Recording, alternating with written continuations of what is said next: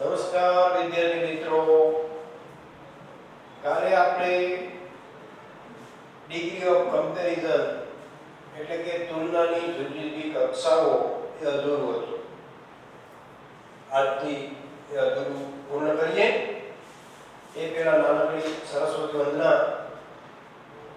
યા કુંદેન્દુ તુષાર હાર ધવલા યા સુબ્રવસ્ત્રામૃતા યા વીણાવરદંડમંડિતકરા યા શ્વેતપદ્માસના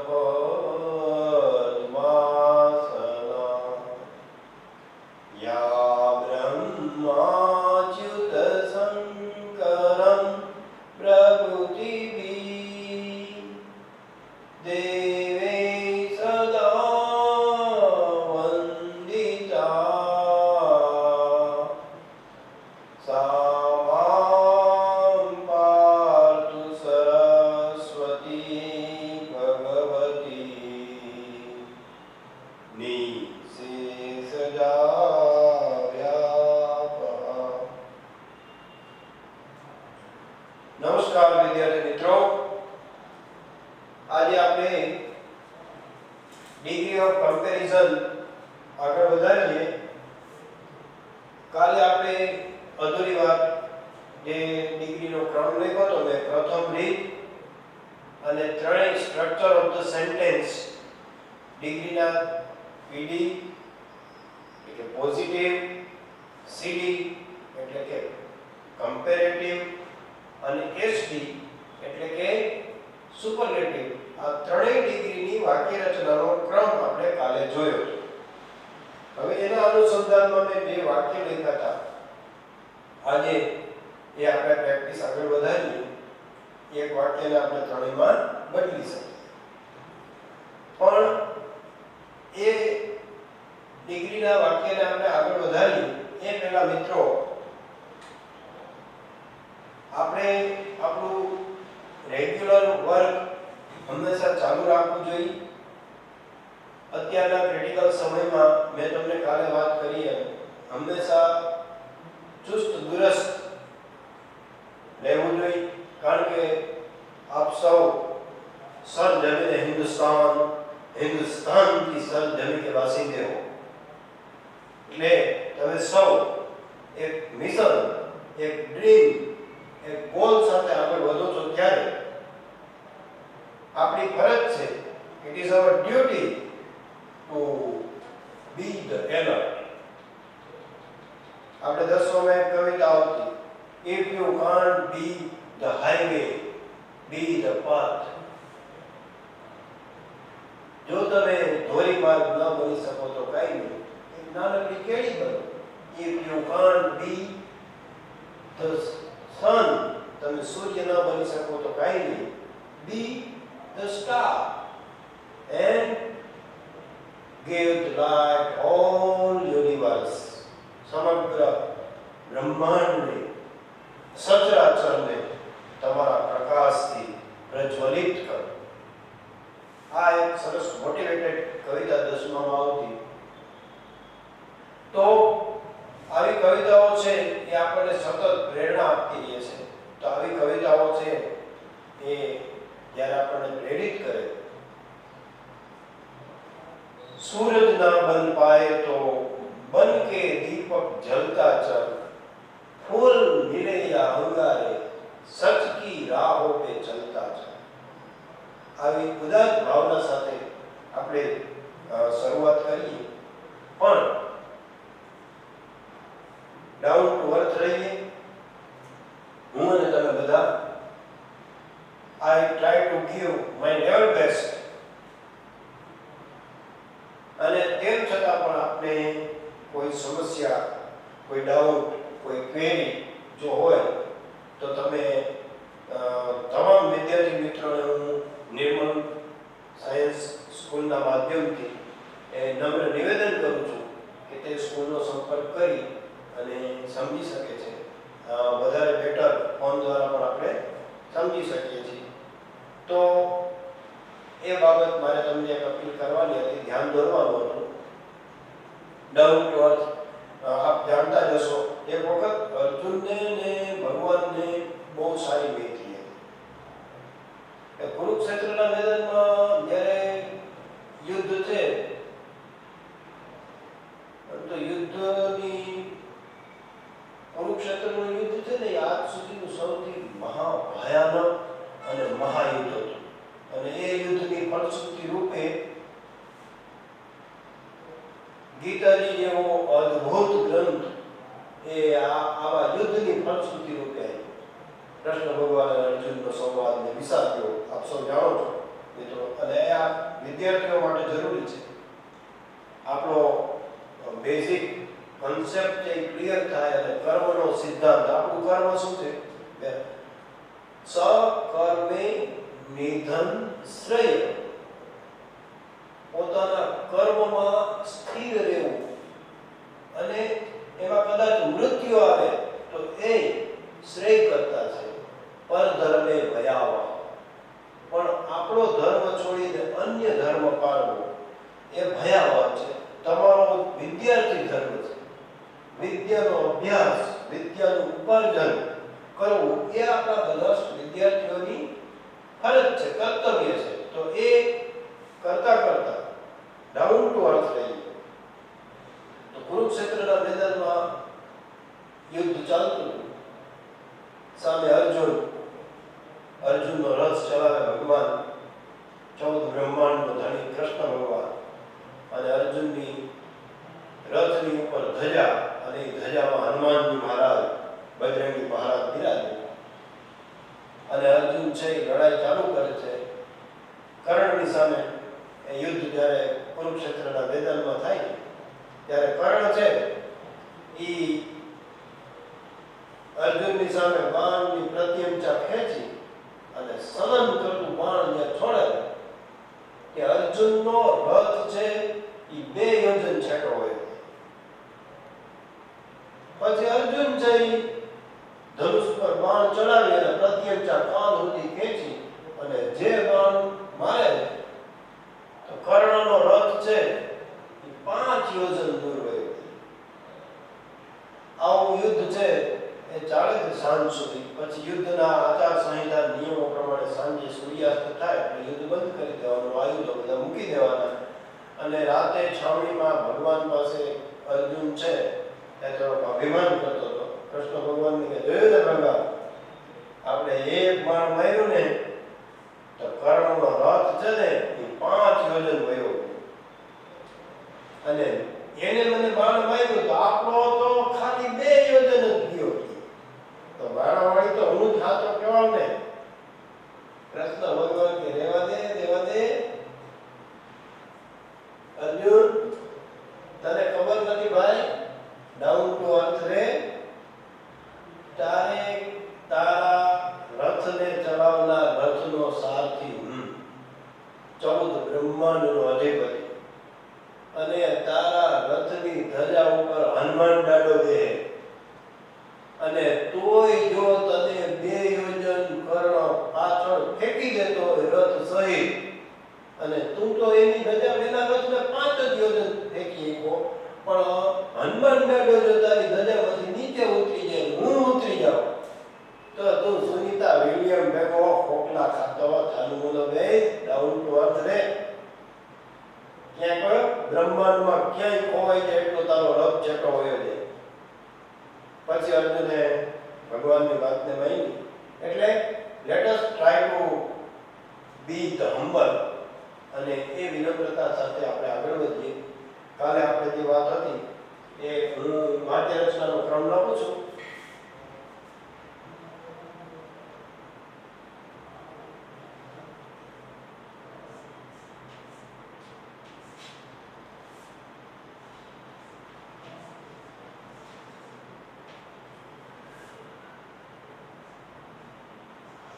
સના એટલે સરખામણી કરેલના.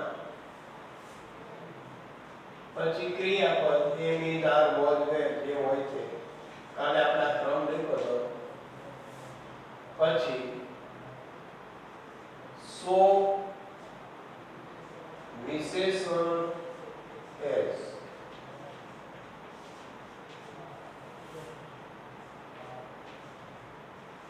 અને પછી મુખ્ય કર્તા એટલે કે મુખ્ય કર્તા જે આપેલો હોય તે અને અન્ય શબ્દ.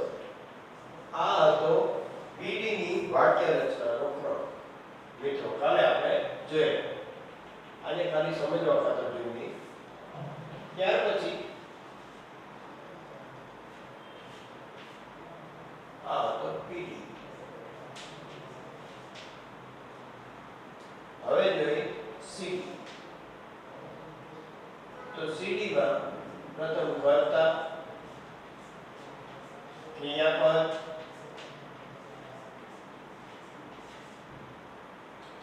પ્લસ જે વિશેષણ આપેલું હોય એ વિશેષણને ઈઆર પ્રત્યે લાગે. હવે આપણે વિશેષણ જે હતું એ આપણે જોઈએ તો અમુક વિશેષણો હતા જેમાં પાછળ વ્યંજન હોય અને વ્યંજનની પૂર્વે એક સ્વર હોય તો પાછળ વ્યંજન બેવડે જાય, જેમ કે હોટ, હોટર અને હોટેસ. તો પાછળનો બિગ, બિગ અને બિગેસ્ટ એ આપણે વિશેષણના નિયમો જોઈએ. પાછળ વાય હોય તો વાય નો આઈ કરી અને ઈઆર કે ઈએસટી પ્રત્યે લાગે, જેમ કે હેપી, હેવી, ઈઝી આવા બધા વિશેષણો છે એડજેક્ટિવ્સ. એમાં વાય નો આઈ થઈ જાય અને ઈઆર પ્રત્યે લાગે. ત્યાર પછી આપણે જોઈએ તો અનિયમિત પ્રકારના વિશેષણો જોયા અને એવા વિશેષણો આપણે જોયા કે જેની પાછળ એક્યુએલ, આઈએનજી, ઈડી પ્રત્યય લાગતા હતા અને ઓયુએસ. એક્યુએલ એટલે બ્યુટીફુલ, વન્ડરફુલ, તો more wonderful, more beautiful, most wonderful, most beautiful. તો આ એક્યુએલ પ્રત્યય હોય પાછળ તો આ એનું મોર અને મોસ્ટ વડે વિશેષણને આપણે નવાથી. ત્યાર પછી એજ્યુકેટેડ તો એમાં ઈડી પ્રત્યય આવ્યો તો more educated, the most educated. Industrious ઉદ્યમી, મહેનતુ તો more industrious, more, most, the most industrious. ત્યાર પછી શબ્દ એવો ઇન્ટરેસ્ટિંગ તો આઈએનજી પ્રત્યય આવ્યો તો ઇન્ટરેસ્ટિંગ માં મોર ઇન્ટરેસ્ટિંગ અને ધ મોસ્ટ ઇન્ટરેસ્ટિંગ. તો આ ત્યાં અમુક પ્રત્યયો જેમાં મોર અને મોસ્ટ લાગે, જેમ કે દ્વિધ્વનિ ઘટક વાળો શબ્દ હોય એટલે કે લાંબા ઉચ્ચાર વાળો શબ્દ હોય એવા શબ્દને ઈઆર કે ઈએસટી પ્રત્યય લાગતા નથી, પણ એની આગળ કમ્પેરેટિવ માં મોર અને સુપરલેટિવ માં મોસ્ટ મૂકવું. હવે આગળ આપણે જોઈએ તો આ એનો વિશેષ પહેલો ક્રમ છે. બીજો આ સીડી નો ક્રમ છે અને માની લો કે અહીંયા આપણે ઈઆર પ્રત્યય લગાડી ન શકીએ તો કૌંસમાં લખું છું મોર, જે હમણાં આપણે સમજ્યા. પછી 12 થી ધેન ઉમેર્યું અને પછી 12 થી શબ્દ ઉમેરવાનો એની અધર પ્લસ સરખામણી કરેલ નામ અને અન્ય શબ્દ. આ થઈ સીડી ની વાક્ય રચનાનો ક્રમ. Structure of the sentence of comparative degree એટલે કે કમ્પેરેટિવ ડિગ્રીની વાક્ય રચનાનો ક્રમ.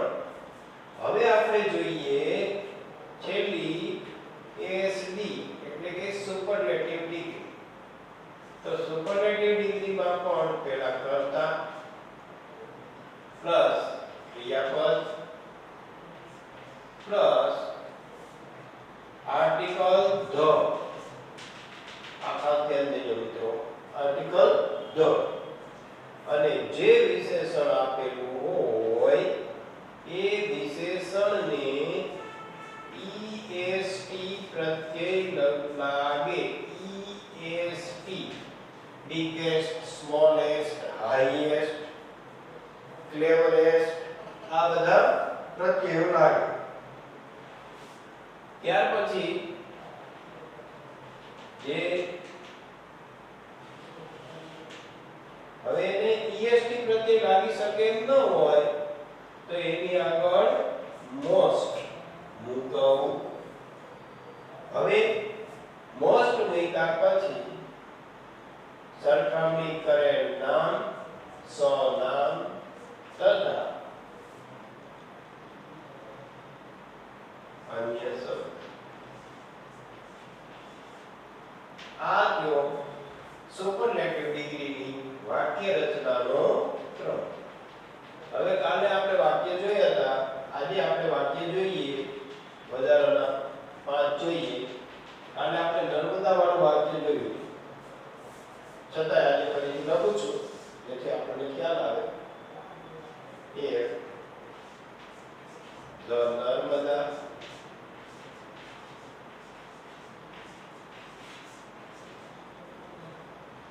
is the longest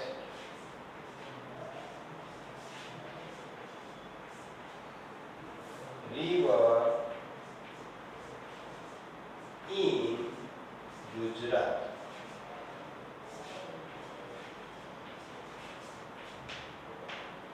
તો આ પેલું. બીજું વાક્ય જોઈએ.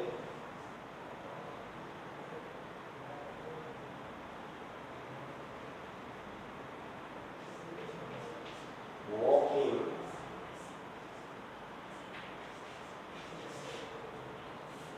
is the best exercise.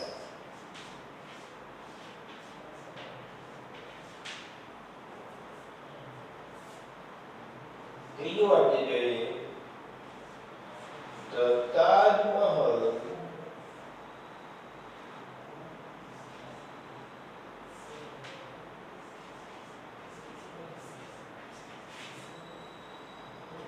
is more wonderful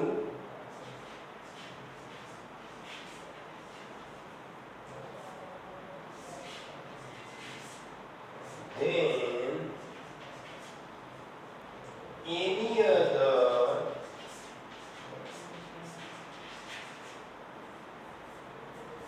monuments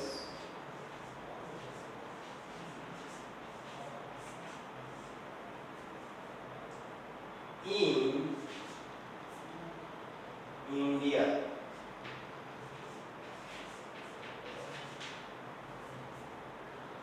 તો આ ત્રણ વાક્ય જોઈએ આપણે. હજી એક નાનકડું વાક્ય લખી દો જેથી કરીને આપણે વધારે સારી રીતે સમજી શકીએ.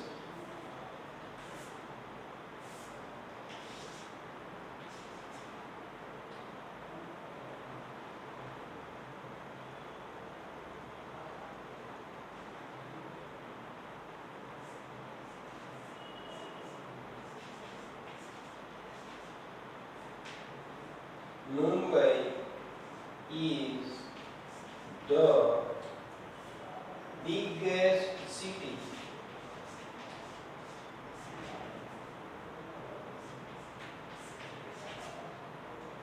in India. આ થયો આપણા વાક્ય રચના. હવે આપણે જોઈએ તો આ જે ચાર વાક્યો મેં તમને આપ્યા, આમાં આગળ સમય એમ નથી નકર આપણે પાંચમું બોલવાનું. હવે આ જે ડિગ્રીનું વાક્ય હોય એ છોડી અને બાકીની 2 ડિગ્રીમાં આપણે એને પરાવર્તિત કરીએ. તમે સાથે લખતા જાજો. હું ધીમે ધીમે તમે લખી શકો એટલી સ્પીડમાં બોલું છું. આપણે બોર્ડમાં લખી શકાય એવી જગ્યા નથી, આ બધુંનો આમાં સમાવેશ નથી થઈ શકતો એટલા માટે. હવે જુઓ, the Narmada is the longest river in Gujarat. આ પ્રથમ વાક્ય છે, પહેલું સેન્ટેન્સ. એમાં આર્ટિકલ the અને est પ્રત્યય ઉપરથી આપણે ઓળખી શકીએ કે આ સુપરલેટિવ ડિગ્રીનું વાક્ય છે. હવે આ સુપરલેટિવ ડિગ્રીના વાક્યને આપણે કમ્પેરેટિવ અને પોઝિટિવમાં ફેરવીએ. તો આને આપણે પીડી માં ફેરવીએ તો હું બોલું છું, તમે લખી પણ શકો છો. ધીમે ધીમે બુકમાં લખતા પણ જજો, એટલે સાથે પ્રેક્ટિસ થાય નો અધર પછી સરખામણી કરેલ નામ તો નર્મદા નદીની સરખામણી નદીઓ સાથે થઈ છે તો નો અધર river ક્રિયાપદ is બાકી ઉમેરવાનું સો વિશેષણ છે longest તો longest માંથી est નીકળી જાય એટલે વિશેષણ શું છે long no other river is so long as મુખ્ય કર્તા કોણ છે ધ નર્મદા ફરીથી બોલું છું આપ લખી શકો no other river is so long as the Narmada. આ ક્યુ પોઝિટિવ ડિગ્રી. હવે આપણે એને કમ્પેરેટિવ માં ફેરવીએ તો કમ્પેરેટિવ માં કરતા પહેલા આવે તો આ ધ નર્મદા તો ધ નર્મદા પછી ક્રિયાપદ is વિશેષણ છે long તો એનું થશે longer the Narmada is longer આ બે શબ્દ બાદથી ઉમેરવાના then any other સરખામણી કરેલ નામ કેની હારે સરખામણી થઈ છે river in ગુજરાત ફરીથી ધીમે ધીમે બોલું છું the Narmada is longer than any other river in Gujarat. આ થઈ સિટી એટલે કે કમ્પેરેટિવ તો આ 1 2 અને 3 ડિગ્રીમાં વાક્ય બદલી ગયું હવે આપણે આ બીજું વાક્ય જોઈએ તો walking is the best exercise article the છે અને અહીંયા બેસ્ટ છે તો એ સુપરલેટિવ ડિગ્રી છે તો હવે આપણે આને સુપરલેટિવ આપેલી છે સીડી અને પીડી માં ફેરવીએ તો પહેલા નો અધર સરખામણી કોની હારે થઈ તો કે એક્સરસાઇઝ નો અધર એક્સરસાઇઝ ક્રિયાપદ ઇઝ સો બેસ્ટ માં શું થશે આપણે જો મિત્રો વિશેષણના નિયમો જરા રિમાઇન્ડ કરો તો બેસ્ટ માં પહેલા પીડી હોય તો ગુડ સીડી હોય તો બેટર અને એસડી હોય તો બેસ્ટ તો આ બેસ્ટ છે તો પીડી માં ગુડ અને સીડી માં બેટર તો બોલું છું નો અધર exercise is so good as walking. No other exercise is so good as walking. Clear? Okay? આગળ સિટીમાં ફેરવીએ તો કરતા walking is good better અને best તો walking is better than any other exercise ફરીથી બોલું છું walking is better than any other exercise okay હવે આપણે જોઈએ the Taj Mahal is more wonderful than any other monument in India. Taj Mahal એ ભારતના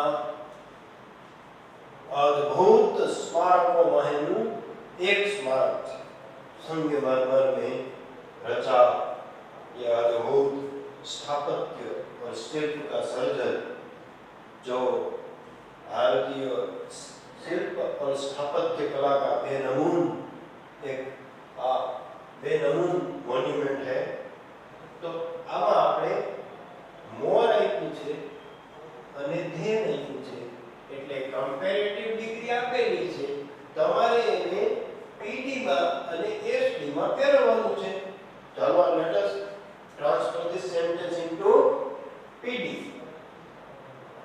No other તાજમહલની સરખામણી કોની સાથે થઈ? મોન્યુમેન્ટ્સ. No other monuments ક્રિયાપદ is so wonderful as the Taj Mahal in India. ફરીથી બોલું છું. No other monument is so wonderful as the Taj Mahal in India. Is it clear? Okay. આગળ હવે એને આપણે એસટી માં ફેરવીએ. સીધી તો આપેલું જ છે. તો એસટી માં કરતા the Taj Mahal ક્રિયાપદ is article the wonderfulest તો થાય નહીં તો શું લાગે? most. The most wonderful કોની હારે સરખામણી છે? તો monument in India. ફરીથી બોલું છું. The Taj Mahal is the most wonderful monument in India. Next. Mumbai is the biggest city in India. It is superlative degree. કારણ કે અહીંયા આવ્યું the અને અહીંયા આવ્યું est પ્રત્યય. તો હવે આ સુપરલેટિવ આપેલી છે, આપણે એને cd અને pd માં ફેરવીએ. તો બોલું છું. No other city is so big as Mumbai. Very good. No other city is so big as Mumbai. તમે લખી શકો છો. લખવાનો મહાવરો રાખજો વિદ્યાર્થી મિત્રો, કારણ કે સાયકોલોજી મનોવિજ્ઞાન એવું કહે છે કે તમે એક વખત લખો કે 3 વખત વાંચ્યા બરાબર છે. તો it is necessary to write everything which you want to give the better. વધારે સારી રીતે તમે જો તો એક્સપ્રેસ કરવા માંગતા હો તો લખવાનો રગણ કે મહાવરો આપણે નિયમિત રાખવું. ત્યાર પછી સીડી માં ફેરવીએ તો મુંબઈ ક્રિયાપદ is bigger than any other city. ફરીથી બોલું છું. Mumbai is bigger than any other city in India. તો આ આપણે આ બધા જ વાક્યોને એક પછી એક the structure of the sentence એટલે કે ડિગ્રીના વાક્યનું માળખું જેને આપણે ગુજરાતીમાં કહીએ એમાં આપણે બદલી. હવે આ પ્રથમ રીત હતી. હવે આપણે બીજી રીત જોઈએ. તો બીજી રીતમાં આ વાક્ય રચનાનો ક્રમ છે એ બદલાઈ જશે અને એમાં થોડો ફેરફાર સાથે આપણે જોઈએ. હું ક્રમ લખું છું, તમે જરા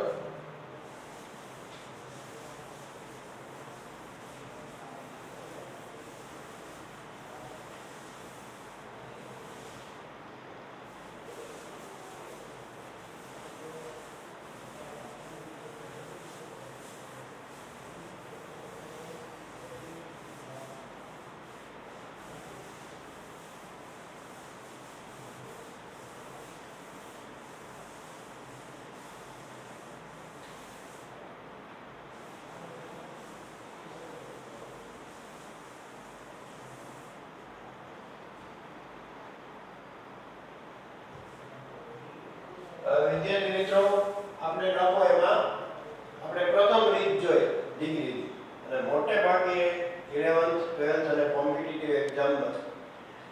ધ સેન્ટેન્સ અથવા તો ખાલી જગ્યામાં જે વાક્ય પૂછાય છે એ આ બીજી રીતનું પૂછાય છે. આ જે સ્ટાન્ડર્ડ છે એ આપણે 10મા સુધીનો હતો. કારણ કે અમુક બાબતો વિદ્યાર્થી મિત્રો બિટવીન ધ લાઈન હોય. કવિ આપણને સ્પષ્ટ ન કહે પણ આપણે બિટવીન ધ લાઈન હોય એ બાબત સમજી લેવાની હોય. આપણે એક કવિતા હતી, પ્રથમ પ્રણામ મારા માતાજીને કહેજો જેને આપ્યો મને જન્મ. માં છે એ એવું અદ્ભુત પાત્ર છે, બધી ભાષામાં માં જ કહેવાય. પ્રથમ પ્રણામ મારી માતાને કહેજો જેને આપ્યો મને જન્મ. કવિ છે એ 7 પ્રણામ કરે છે, એમાં પહેલા પ્રણામ પોતાની માતાને કરે છે.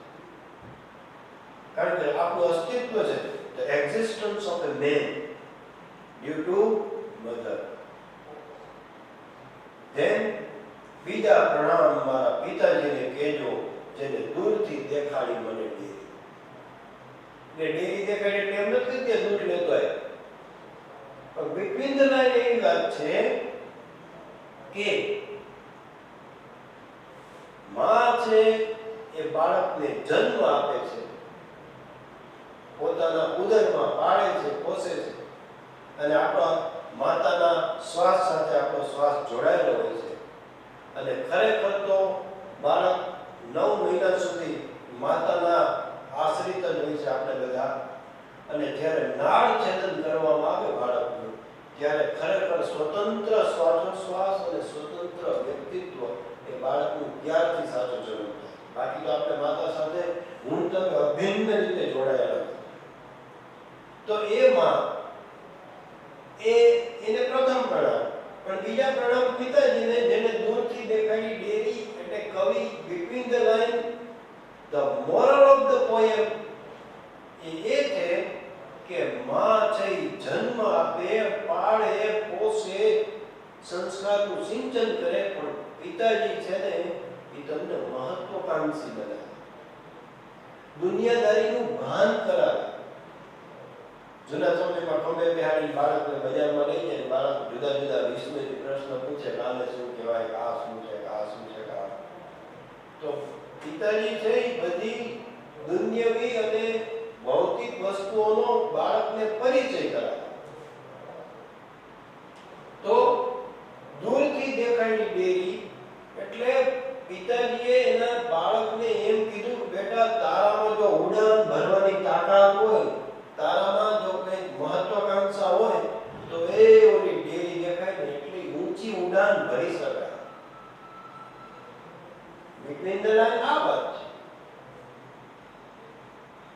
આ જૂના સિલેબસમાં 10માં એક પોએમ આવતી, a fairy went to market once, she bought a little piece. She put it on a crystal bowl upon golden leaves. A fairy went to market once, she bought a little piece.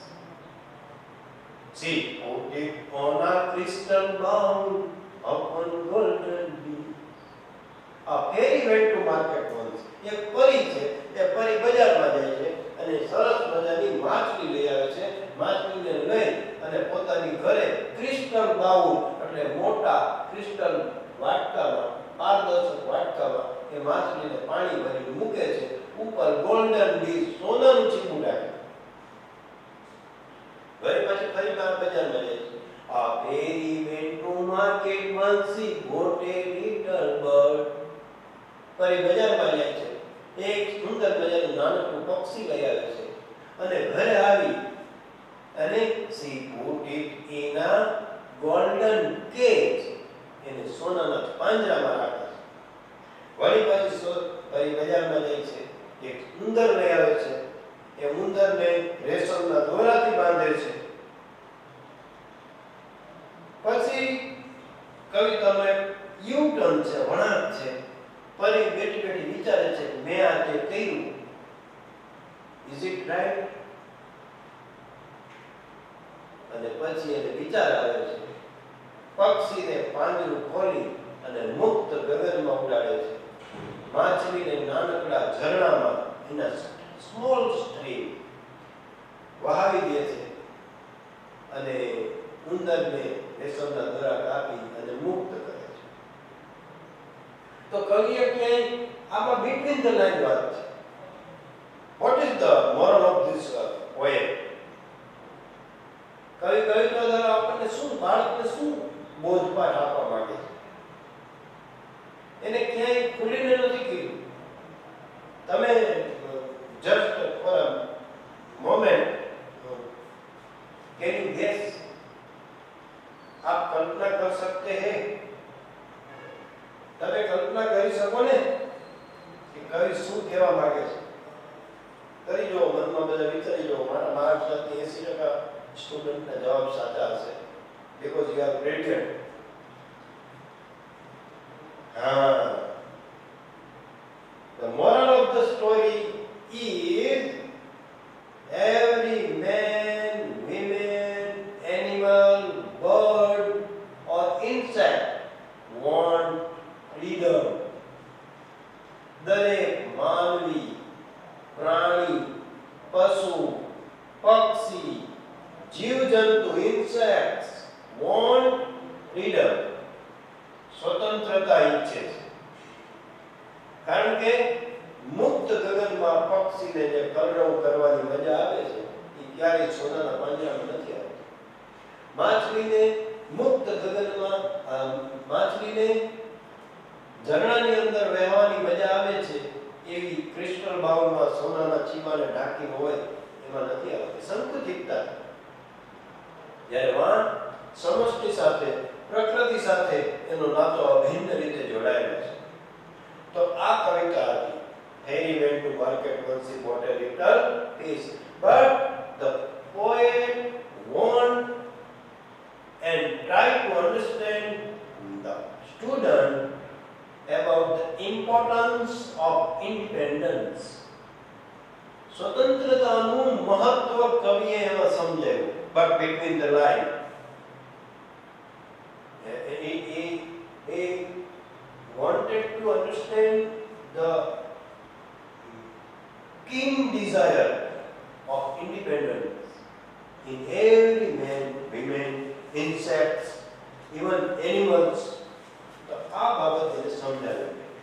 હવે આપણે જે બીજું જોઈએ એ આપણે બીજી રીત છે. તમે લખજો જરા, હું અહીં લખું છું. The second method of degree. ડિગ્રીની બીજી રીત આ લખું છું મિત્રો.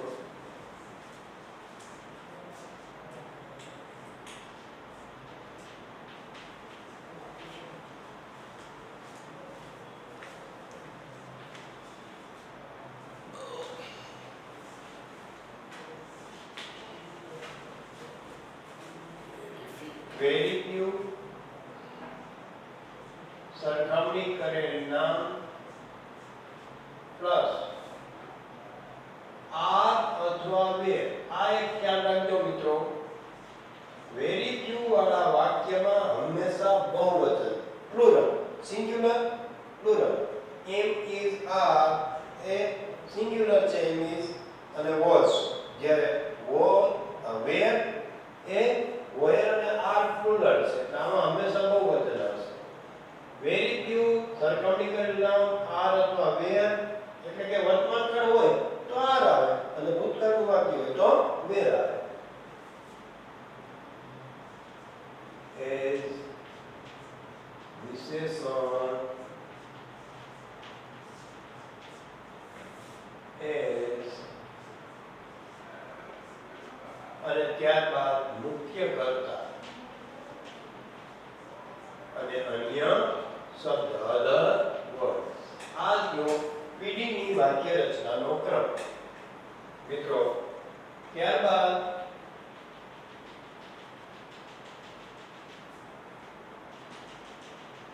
સીડીની વાક્ય રચનાનો ક્રમ હું તમારી સમક્ષ લખું છું અને તમે વિદ્યાર્થી મિત્રો સાથે સાથે નોટમાં write down please in your note, because practice make man perfect.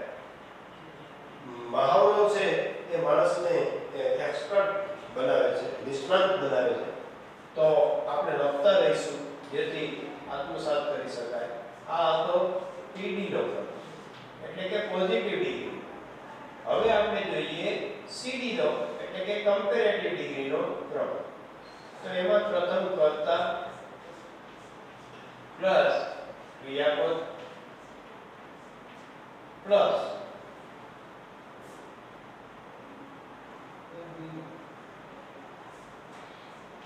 વિશેષણ. વિશેષણને ER પ્રત્યે લાગશે અને સેમ ER પ્રત્યે દ્વિધ્વનિ ઘટક વાળા શબ્દોને નહીં લાગી શકે એટલે કે જે શબ્દોની પાછળ FUL, OUS, ED કે ING જેવા પ્રત્યયો હશે એને નહીં લાગે એની આગળ મોર મૂકવામાં વન્ડરફુલ, એજ્યુકેટેડ, ઇન્ડસ્ટ્રીયસ જે આપણે જોયું. ત્યાર પછી ભારતીય ઉમેરવાનું ધેન અને વા આપણે એની અધર શબ્દ ઉમેરતા હતા એને બદલે અહીંયા આપણે ઉમેરવાનો શબ્દ છે મોસ્ટ. આ શબ્દમાં વાક્ય રચનાના ક્રમની અંદર આ શબ્દ બદલે છે. કમ્પેરેટિવ ડિગ્રીમાં આપણે પહેલી જે પ્રથમ રીત જોઈ એમાં આપણે અહીંયા એની અંદર મૂકતા હતા જ્યારે આની અંદર મોસ્ટ અધર મૂકવાનું અને પછી અહીંયા સનામ એટલે સરખામણી કરેલ નામ અને અધર વર્ડ્સ એટલે અન્ય શબ્દો. આ કયો વિદ્યાર્થી મિત્રો CD નો ક્રમ. હવે આપણે બીજી રીતમાં CD પછી SD નો ક્રમ જોઈએ જેનાથી આપણે કન્સેપ્ટ છે ડિગ્રીનો એ વધારે ક્લિયર થાય. અને બીજું વિદ્યાર્થી મિત્રો આ ક્રમ છે તમારે આત્મસાત કરી લેવાનો. એક્ઝામની અંદર મોટે ભાગે આ નેરેટિવ વાળા વાક્યને કમ્પ્લીટ ધ સેન્ટેન્સ માં પૂછે છે. એટલે અધૂરું વાક્ય આપ્યું હોય એને તમારે પૂર્ણ કરવાનું. તો હવે જોઈએ આપણે SD નો. એમાં પણ કર્તા પછી ક્રિયાપદ પછી શબ્દ ઉમેરવામાં આવે છે વન ઓફ ધ. આ શબ્દ ઓમાં ખાલી ધ ઉમેરતા હતા પણ આમાં આ આખો શબ્દ ઉમેરવામાં આવે વન ઓફ ધ. અને ત્યારબાદ સરખામણી કરેલ નામ સોરી વન ઓફ ધ વિશેષણ અને વિશેષણને EST પ્રત્યે લગાડવાનો જે આપણે લગાડતા હતા સુપરલેટિવમાં. અને જે વિશેષણને EST લાગી શકે એમ ન હોય એની આગળ મોસ્ટ શબ્દ ઉમેરવો. રેડી? તો મોસ્ટ સરખામણી કરેલ નામ અને ત્યારબાદ અન્ય શબ્દ. આ થયો સુપરલેટિવ ડિગ્રીની વાક્ય રચનાનો ક્રમ. વિદ્યાર્થી મિત્રો આ ત્રણેય વાક્ય રચના તમારે બરાબર કડોકડ પાકી કરી લેવાની. આ આત્મસાત કરી લેવી પડે કારણ કે તો જ આપણે અધૂરું વાક્ય પૂરું કરી શકીએ. તો આ તમારે મોઢસ્થ કરી લેવાની. શું કરી લેવાની? મોઢસ્થ. હવે હું ખાલી વાક્ય લખું છું બે, તમે ઘેરથી પ્રેક્ટિસ માટે આપું છું. તમે આ ત્રણેયની અંદર એને બદલ ઝડપથી હું વાક્ય લખી દઉં.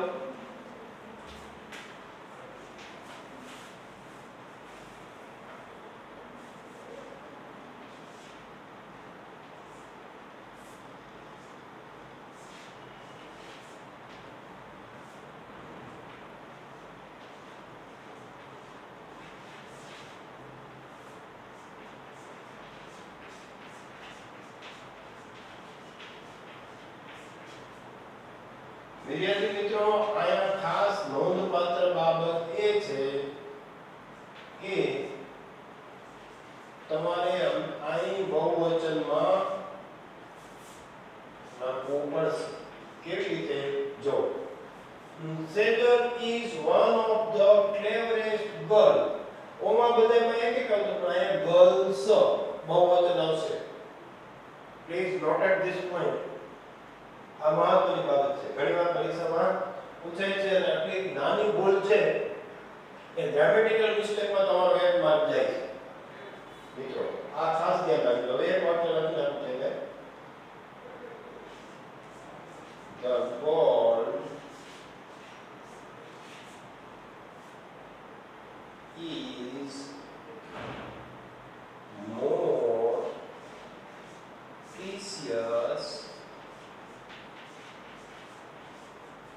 than most other any other હતું તો આમાં most other metals એટલે ધાતુ મેટલ બહુ વજન હશે મિત્રો અને છેલ્લું એક વાક્ય કરી નાખું તો સરદાર પટેલ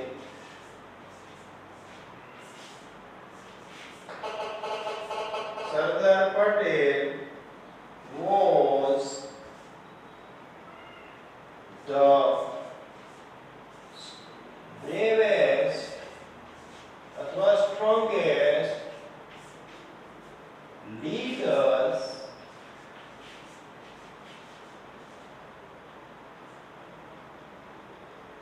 in India.